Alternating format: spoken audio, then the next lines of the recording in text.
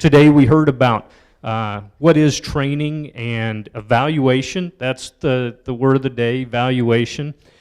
Training, obviously, we're just trying to estimate those marker effects and develop a prediction equation that we can apply to new genotyped animals coming into the system to try to predict at least a portion of their genetic merit. And that's a process that we've tried, or really has underpinned, these 3 large novel trait grants that were discussed earlier. But as Larry showed you, moving forward, I think the industry has a fairly substantial charge to make sure that we continually get phenotypes coming in, not only to further recalibrate or retrain those early prediction equations, but also just to have phenotypic data coming in to enable traditional EPDs.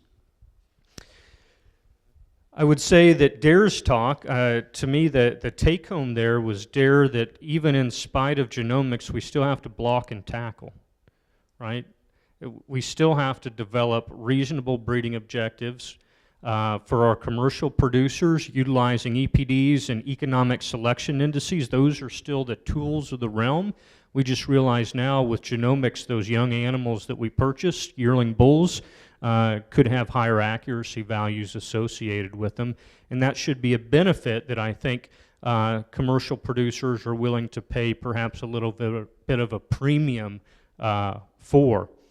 I would say that one thing that we probably don't think enough about as a seed stock industry is instead of being just cattle breeders, and I don't mean that as a slight, just cattle breeders, but really genetic providers, which is what we are.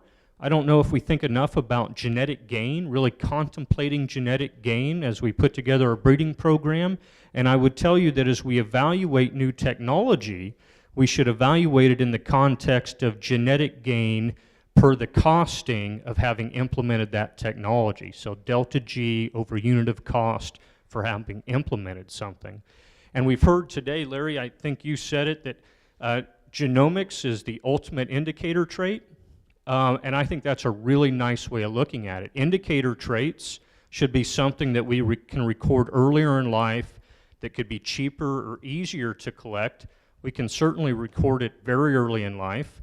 Some are going to argue with me about how cheap or easy it is to collect, and I'll pit you against Sue and Kent and Stuart if he's still in the room, and you can argue that. But what I encourage you to think about is that ultimate indicator is not an indicator of just one phenotype, right? It can be an indicator across a cadre of traits that we're interested in. So as we think about the costing, we need to think about it in that context. And then evaluate, does it actually make sense in terms of return on investment for the added delta G that we get? And I'm sure all of you are going to go home this evening and work out that arithmetic and determine whether or not it makes sense to you. So I want to encourage you, before you leave today, to complete this survey, okay?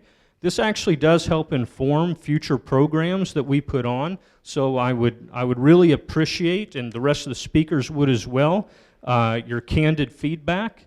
And it's anonymous. You don't have to put your name on it unless you're a grad student at UNL, in which case you can put your name on the upper right-hand corner, and it might factor into your Pop Gen grade later on. But once you complete those, if you just put it on the registration table out there, I can grab them afterwards. And I'd like to thank you guys for coming here today. Thank you for the interaction, and I wish you guys a safe trip home.